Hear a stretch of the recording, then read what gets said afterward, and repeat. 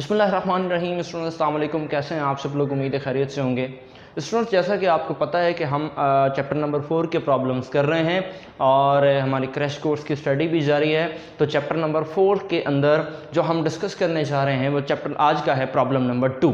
So students, एक काम करते हैं कि इस प्रॉब्लम को पहले पढ़ लेते हैं ताकि हमें ये पता चले कि इस प्रॉब्लम नंबर 2 में कहता क्या है। कहता है कि a long jumper leaves the ground at the angle of 20 degree. एक लॉन्ग जंपर है जो कि ग्राउंड को छोड़ता है किस एंगल के साथ? 20 डिग्री के साथ। उसके बाद कहता है to the horizontal and the speed of the 11 metre per second. Horizontal way में जाने की कोशिश करता है लेकिन वो ग्राउंड को छोड़ के जंप करता है। इसका मतलब क्या हुआ कि उसकी कह रहा है कि स्पीड जो है वो कितनी है? 11 मीटर पर सेकंड। अब एक तो ये कहता है how far does he jump, कितनी दूर ये जंप करेगा। दूसरा ये what is the maximum height reached, कितनी हाइट तक ये जाएगा।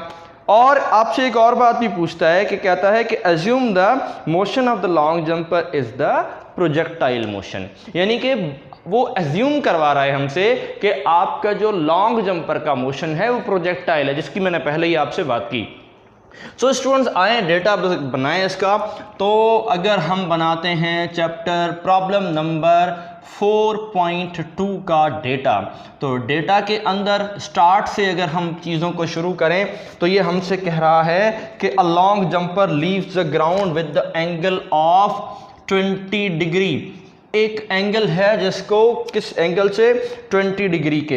Horizontal and the speed of the 11 metre per second. उसकी स्पीड कितनी है, यानी इनिशियल स्पीड वो कितनी बताई गई?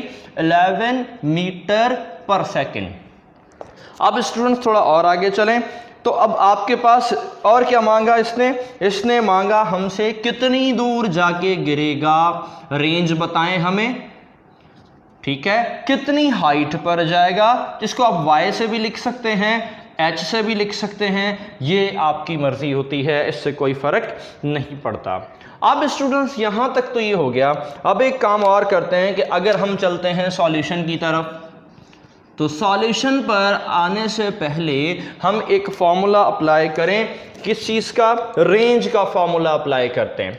अब स्टूडेंट्स, अगर रेंज का फॉर्मूला हम अप्लाई करते हैं तो इसका क्या मतलब हुआ?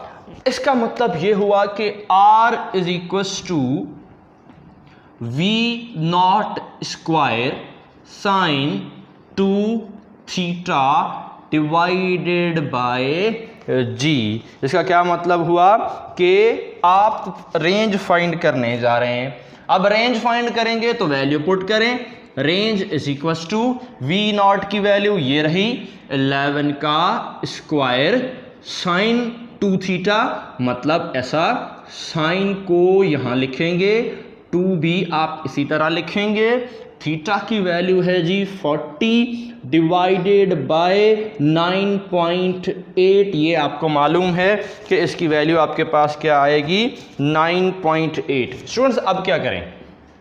थोड़ा और करीब चलें, रेंज फाइंड करनी है, इसका स्क्वायर ले लें, ये हो जाएगा 121। ठीक है जी। और इसको अभी नहीं सॉल्व कर सकते क्योंकि पहले तो इसको 2 को सॉरी यहाँ पे 40 नहीं बल्कि 20 आएगा, तो आप क्या करेंगे कि 2 को इससे मल्टीप्लाई कर दें, ये हो जाएगा साइन 40। ठीक है जी।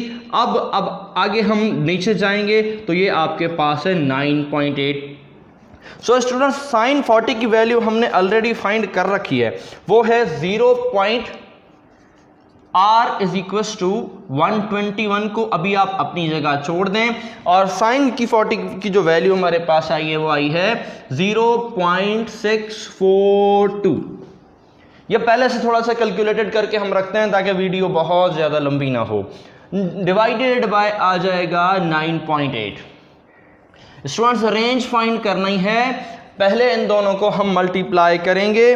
अगर मल्टीप्लाई करेंगे तो आपके पास वैल्यू आ जाएगी, या फिर आपकी मर्जी है कि आप इसको क्या करें, एक साथ भी कर सकते हैं या कुछ भी कर सकते हैं, लेकिन मैं अब इसको आप आगे नहीं बताऊंगा। इन दोनों को मल्टीप्लाई कर लें, नीचे इसके साथ डिवाइड कर लें, तो आपके पास जो वैल्यू आएगी वो रेंज की क्या आएगी?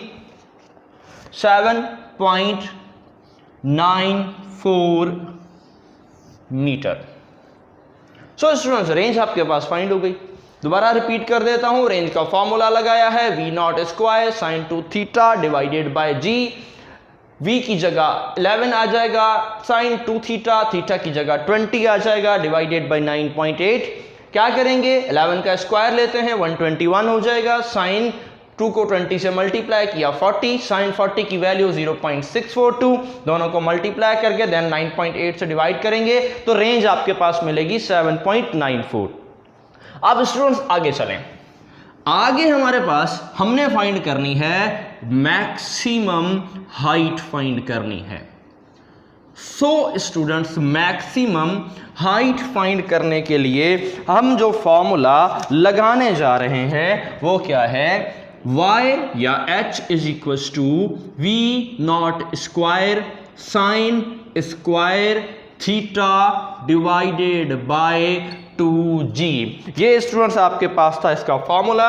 अब क्या करें, वैल्यूज तो मिली हुई हैं, क्या करते हैं, y is equal to we not square कहाँ है जी, ये रहा, 1 का स्क्वायर हो जाएगा।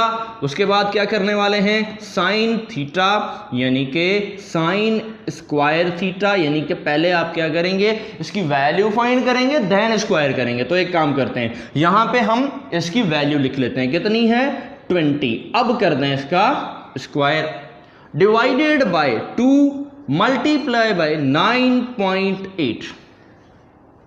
क्लियर, क्या होगा जी, y इज इक्वल टू ये हो जाएगा 121 और साइन जो 20 की हमारे पास वैल्यू है वो है 0.342 का।